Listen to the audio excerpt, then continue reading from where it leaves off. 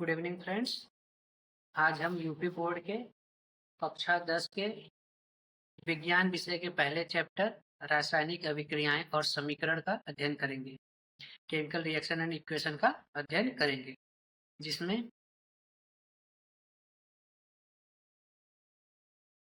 पहला टॉपिक है रासायनिक अभिक्रियाएं।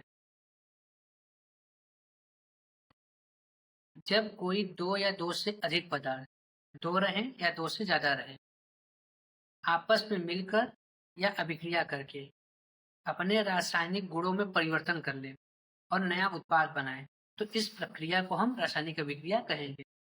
कहने का मतलब है, जब कोई दो या दो से अधिक पदार्थ या अभिकारक आपस में मिलकर अथवा अभिक्रिया करके अपने नए रासायनिक गुणों में परिवर्तन कर नए उत्पाद बनाते हैं, तो इस प्रक्रिया को रासायनिक अभिक्रिया कहते हैं।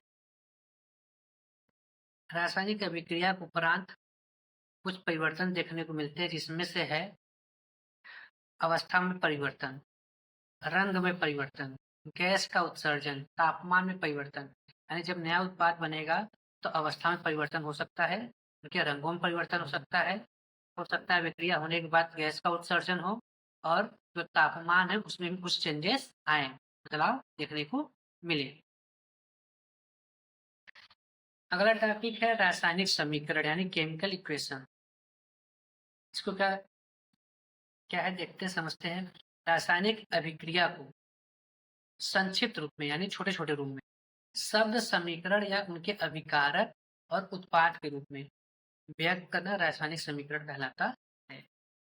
अगर हम शब्द समीकरण के रूप में, जैसे मैग्नीशियम, ठीक है, और उनके छोटे छोटे रूप में ऑक्सीजन के रूप में अगर हम लिख के अभिक्रिया कराएं और जो ये मिल रहा है उत्पाद, ठीक है, इसे हम रासायनिक समीकरण कहेंगे। यानी तीर से पहले वाले जो शब्द हैं, यानी ये सब को हम अभिकारक कहेंगे, और जो हमको मिलेगा प्रोडक्ट उसे उत्पाद कहेंगे।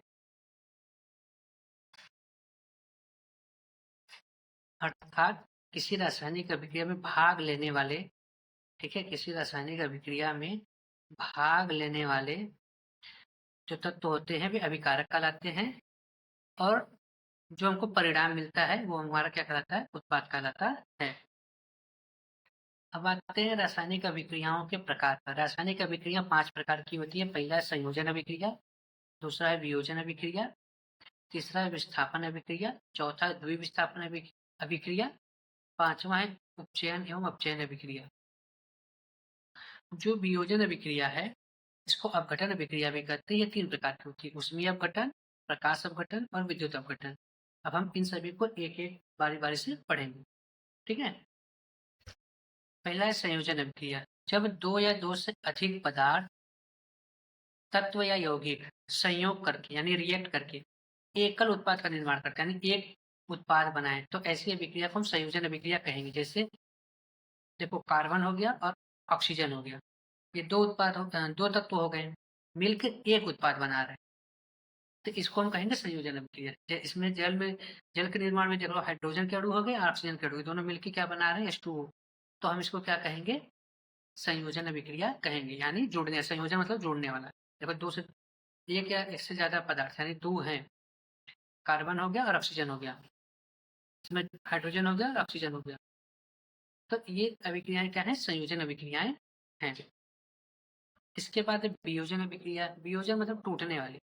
जिस अभिक्रिया में एकल अभिकर्मक टूटकर, एकल मतलब एक अभिकर्मक रहे, टूटकर छोटे छोटे उत्पाद प्रदान करें। देखो, छोटे छोटे उत्पाद प्रदान कर रहे हैं ना, इन्हें हम वियोजन अभिक्रिया कहेंगे। यानी जिस अभिक्रिया में एकल अभिकर्मक टूटकर छोटे छोटे उत्पाद प्रदान करें उसे हम क्या कहेंगे, वियोजन अभिक्रिया। जैसे फेरस सल्फेट जो है एक एकल उत्पाद है, एक एकल अभिकर्मक है। जब हमें रिएक्शन हो रहा है तो ये अपने छोटे छोटे उत्पादों में टूट जा रहा है, फेरिक ऑक्साइड में, SO2 में और SO3 में, ठीक है। वियोजन अभिक्रिया 3 प्रकार की होती है, जिसको हमने अभी पढ़ा था, ऊष्मीय अपघटन, प्रकाश अपघटन और विद्युत अपघटन। इसमें से पहला है ऊष्मीय अपघटन, इसको हम पढ़ेंगे। ऊष्मीय अपघटन किसे कहेंगे, वह रासायनिक अभिक्रिया जिसमें यौगिक ऊष्मा के द्वारा दो या दो से अधिक सरल पदार्थों में अपघटित हो जाए। यानी वह रासायनिक अभिक्रिया जिसमें यौगिक ऊष्मा के द्वारा दो या दो से अधिक सरल पदार्थ में अपघटित हो जाए, यानी बढ़ जाए, उसे हम कहेंगे उष्मीय अपघटन अभिक्रिया कहेंगे। जैसे कैल्शियम कार्बोनेट, कैल्शियम कार्बोनेट चूने का पत्थर को गर्म करें तो कैल्शियम ऑक्साइड और कार्बन डाइऑक्साइड में क्या हो जा रहा है, अपघटित हो जा रहा है। जब इसको उष्मा दे रहे हैं कैल्शियम कार्बोनेट को, तो ये कैल्शियम ऑक्साइड और कार्बन डाइऑक्साइड में क्या हो जा रहा है, अपघटित हो जा रहा है। इस अभिक्रिया का प्रयोग हम, ठीक है, उसमें अपघटन अभिक्रिया का प्रयोग हम विभिन्न उद्योग में, जैसे सीमेंट उद्योग में करते हैं, इसका उपयोग करते हैं वहां पे। ठीक है। दूसरा है प्रकाश अपघटन। प्रकाश अपघटन प्रक्रिया को देख लेते हैं। जब वियोजन अभिक्रिया सूर्य के प्रकाश द्वारा हो, वियोजन की घटना हो लेकिन किसके द्वारा हो, प्रकाश के अपघटन द्वारा, तब यह घटना क्या कहलाएगी, प्रकाश अपघटन की अभिक्रिया कराएगी। जैसे AgCl है, ठीक है, सूर्य के प्रकाश में जब इसका अभिक्रिया करा रहे हैं तो हमको Ag मिल रहा है और Cl2 मिल रहा है। इस अभिक्रिया का उपयोग कहाँ पे करते हैं प्रकाश अपघटन का, इस अभिक्रिया का उपयोग, प्रकाश अपघटन अभिक्रिया का उपयोग श्वेत श्याम फोटोग्राफी में किया जाता है, क्योंकि सिल्वर क्लोराइड या ब्रोमाइड सूर्य के प्रकाश में ग्रे कलर का या स्लेटी रंग का परिवर्तन हो जाता है। जो सिल्वर क्लोराइड या ब्रोमाइड उसमें होता है, सूर्य के प्रकाश में उसका किसमें परिवर्तित हो जाता है, ग्रे कलर में उसका परिवर्तन हो जाता है। अब है विद्युत अपघटन।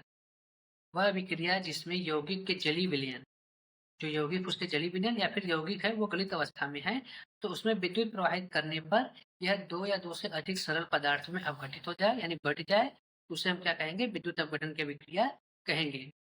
इस प्रक्रिया में क्या होता है, धनायन कैथोड पर तथा ऋणायन एनोड पर एकत्र हो जाते हैं। जैसे उदाहरण अगर हम देखें, जब अम्लीय जल में विद्युत धारा प्रवाहित है, एसिडिक वाटर रहे, उसमें हम क्या करें, करंट फ्लो करें, तो जल जो है हाइड्रोजन एवं ऑक्सीजन में क्या हो जाता है, विघटित हो जाता है। जल है, इसमें हम विद्युत धारा प्रवाहित कर रहे हैं, तो ये हाइड्रोजन हाइड्रोजन में और ऑक्सीजन में बढ़ जा रहा है, ठीक है, अपघटित हो जा रहा है। हाइड्रोजन कैथोड पे हो रहा है और ऑक्सीजन एनोड पे हो रहा है। एक इम्पोर्टेंट चीज ये भी है कि शरीर में भोजन का पाचन वियोजन अभिक्रिया है। जब हम चावल गेहूं आलू खाते हैं, तब इन पदार्थों से जो हमको स्टार्च या शर्करा प्राप्त होता है तथा प्रोटीन का एमिनो अम्ल में क्या हो जाता है, वियोजन हो जाता है। जो पदार्थ में स्टार्च और शर्करा रहता है, उनका प्रोटीन का एमिनो अम्ल में क्या हो जाता है, वियोजन यानी अपघटित हो जाते हैं। ठीक है। अब है तीसरा विस्थापन अभिक्रिया। तीसरा है विस्थापन अभिक्रिया, इसके बारे में देख लेते हैं।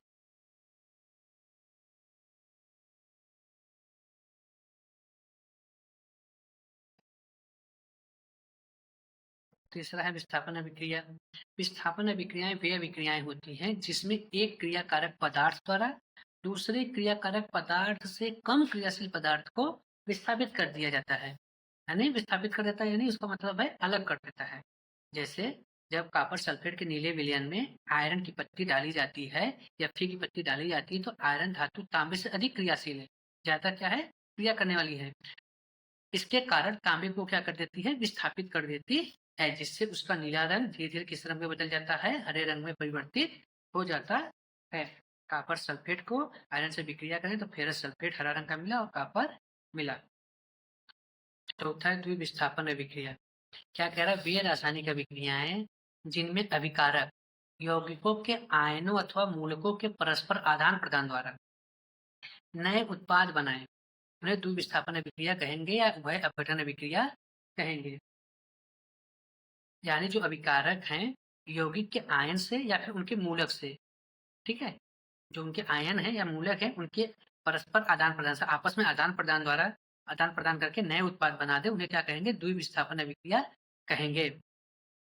जैसे सोडियम सल्फेट तथा बेरियम क्लोराइड के जलीय विलयन को मिलाने पर इनके आयनों की विनिमय, विनिमय मतलब अदला बदली, फलस्वरूप बेरियम सल्फेट तथा सोडियम क्लोराइड बनते हैं। देख लेते हैं इनको। जैसे सोडियम सल्फेट हो गया, बेरियम क्लोराइड हो गया, जब इनका अभिक्रिया कराएं तो बेरियम सल्फेट बन रहा है और क्या बन रहा है, सोडियम क्लोराइड नमक बन रहा है। इसमें एक नोट में क्या कह रहा है कि अधिकांश अवक्षेपण अभिक्रियाएं उभय अपघटन, वे अभिक्रिया जिनमें अवक्षेप बनता है, उभय अपघटन अभिक्रियाओं के क्या है उदाहरण, मतलब जितनी भी अभिक्रियाओं में अवक्षेप बनेगा वो अक्सर उभय अपघटन अभिक्रिया के उदाहरण होते हैं। ठीक है। अब है पांचवा उपचयन और अपचयन अभिक्रियाएं। उपचयन अपचयन अभिक्रिया में क्या आता है? पहला है उपचयन, यानी जिसको ऑक्सीकरण भी कहा जाता है। तो वह अभिक्रिया जिसमें पदार्थों से ऑक्सीजन का योग या हाइड्रोजन का ह्रास हो। अभिक्रिया में क्या हो? पदार्थों में ऑक्सीजन जुड़े या हाइड्रोजन क्या हो? घटे, ठीक है, या फिर पदार्थ से इलेक्ट्रॉन निकल जाए, उसे ऑक्सीकरण अभिक्रिया कहेंगे। जैसे कॉपर है, में ऑक्सीजन तो जब जोड़ा जा रहा है, ठीक है, तो हमको क्या मिल रहा है? 2Cu मिल रहा है। इसमें क्या हो रहा है? ऑक्सीजन का योग हो रहा है, ये ऑक्सीजन क्या हो रहा है? इसमें जुड़ जा रहा है, इसे हम ऑक्सीकरण अभिक्रिया कहेंगे। अब आता है अपचयन। वह अभिक्रिया जिसमें ऑक्सीजन का ह्रास हो, यानी ऑक्सीजन क्या हो? कम हो, और हाइड्रोजन का योग हो, और हाइड्रोजन क्या हो? जुड़े। तो ऐसे अभिक्रिया को हम अपचयन अभिक्रिया कहेंगे, यानी पदार्थ पदार्थ में क्या हो? इलेक्ट्रॉन मिले। जैसे कॉपर ऑक्साइड है, इसमें हाइड्रोजन क्या हो रहा है? जुड़ रहा है, ठीक है, हाइड्रोजन जुड़ रहा है, तो यहाँ पे हमको क्या मिला? Cu plus H2O। तो ये जो वो था, ठीक है, इसका क्या हो गया? ह्रास हो गया, यानी कमी हो गई यहाँ पे, ये यहाँ पे आ गया, और यहाँ पे हाइड्रोजन का क्या हो गया? योग हो गया। तो ये अभिक्रिया क्या कहलाएगी? अपचयन अभिक्रिया कहलाएगी। अब है ऑक्सीकारक तथा अपचायक। ये पूछता है एग्जाम में। ऑक्सीकारक कैसे कहेंगे? किसी रासायनिक अभिक्रिया में जिस पदार्थ का अपचयन, उसे ऑक्सीकारक कहेंगे। अर्थात वह पदार्थ जो अभिक्रिया में इलेक्ट्रॉन ग्रहण करे, उसे क्या कहेंगे? ऑक्सीकारक कहेंगे। जैसे आयोडीन है, ठीक है, और क्लोरीन है, ठीक है। यहाँ पे क्लोरीन क्या कर रहा है? ऑक्सीजन ग्रहण कर रहा है। तो ऑक्सीजन ग्रहण इलेक्ट्रॉन ग्रहण कर रहा है। क्या ग्रहण कर रहा है? इलेक्ट्रॉन ग्रहण कर रहा है। तो इलेक्ट्रॉन जब ग्रहण कर रहा है, तो इस अभिक्रिया को हम क्या कहेंगे? यहाँ पे क्लोरीन का क्या हो गया? अपचयन हो गया, ठीक है। अब है अपचायक। किसी रासायनिक अभिक्रिया में जिस पदार्थ का ऑक्सीकरण होता है, उसे अपचायक कहते हैं। अपचायक वो पदार्थ होता है जो किसी भी अभिक्रिया में इलेक्ट्रॉन त्यागता है, यानी जो इलेक्ट्रॉन त्यागेगा उसे उसका क्या होगा? उसे अपचायक कहेंगे। जैसे आयरन है और आयोडीन, इस दोनों को जोड़ के अभिक्रिया कराया जा रहा है, ठीक है। तो आयरन क्या कर रहा है? ऑक्सीजन का त्याग कर रहा है, और यहाँ पे जो आयोडीन है, इलेक्ट्रॉन का त्याग कर रहा है, और इस आयोडीन आयोडीन का क्या हो जा रहा है? त्याग होने से ऑक्सीकरण की अभिक्रिया कंप्लीट हो जा रही है। कितने इलेक्ट्रॉन इसने त्याग किया? दो दो माइनस इलेक्ट्रॉन क्या किया इसने? त्याग किया है। किसने? आयोडीन ने। चूंकि आयोडीन दो इलेक्ट्रॉन त्याग करके I2 बनाता है, अतः आयोडाइड आयन का आयोडीन में क्या हो जाता है? ऑक्सीकरण हो रहा है, इसलिए यहाँ पे I2 क्या है? अपचायक है। ये I2 क्या है? अपचायक है। इसके बाद आता है रेडॉक्स, ये जो कि एग्जाम में बहुत बार पूछता है।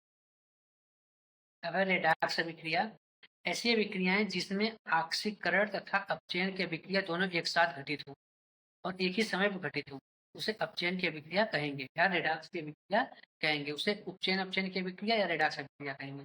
रेडॉक्स अभिक्रिया को उपचयन अपचयन की अभिक्रिया भी कहते हैं, ठीक है। जैसे CuO है और H2 है, जब इसका हम तापन कर रहे हैं, अभिक्रिया करा रहे हैं, तो हमको Cu मिल रहा है, H2O मिल रहा है। यहाँ पे CuO का, ठीक है, Cu मिल रहा है, यानी इसमें ऑक्सीजन का क्या हो जा रहा है? ह्रास हो जा रहा है, यानी एक इलेक्ट्रॉन त्याग हो रहा है, इलेक्ट्रॉन का जुड़ाव भी हो रहा है, दोनों हो रहा है, ठीक है। और यहाँ हाइड्रोजन है, ठीक है, यहाँ पे ऑक्सीजन क्या हो जा रहा है? जुड़ जा रहा है, यहाँ ऑक्सीजन की क्या हो जा रही है? प्राप्ति हो जा रही है, ठीक है। तो ऐसी अभिक्रिया क्या कहलाती है? रेडॉक्स अभिक्रिया। जहाँ पे, ठीक है, ऑक्सीकरण और अपचयन दोनों की अभिक्रिया एक साथ घटित हो, रेडॉक्स अभिक्रिया कहते हैं।